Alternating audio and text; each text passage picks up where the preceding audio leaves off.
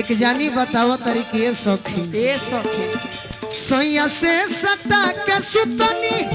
खाटी भइली चुमा चाटी नु हो ए ललना छाती से सु तवले रजऊ साटी तो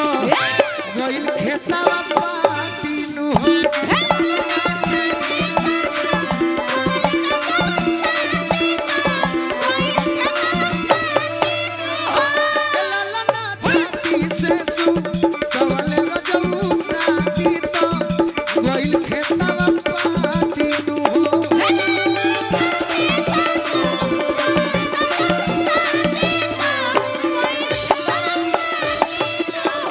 का कहिए सखी है ने आवा ए सखी हुली आवे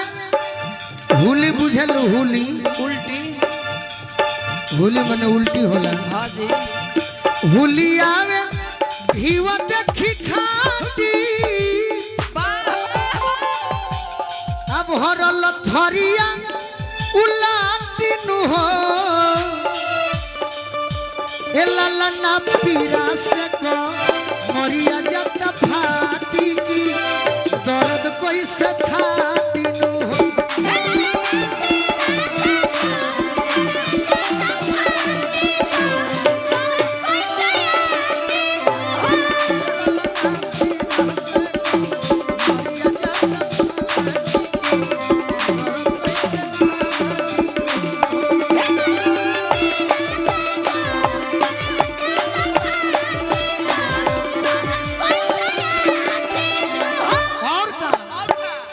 मन करे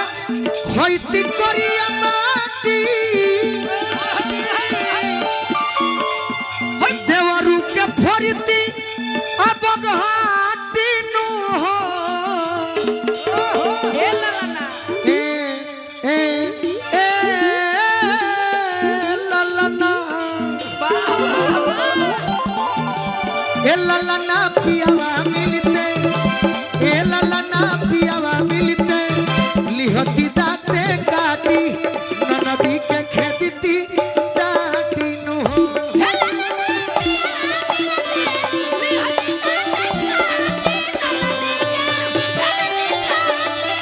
ललना पियावा मिलते लिहती दाते काटी ननदी के खेदती जाती नु हो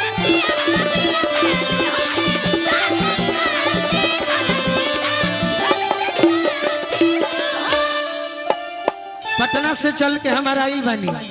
टिंकू बाबा राजीव भैया के मित्र बनी हां जी कहीं है से कह दी ए रवि भैया टिंकू बाबा पतर पलाटी हलुआ ससुजी पाटी नु हो टिंकू बाबा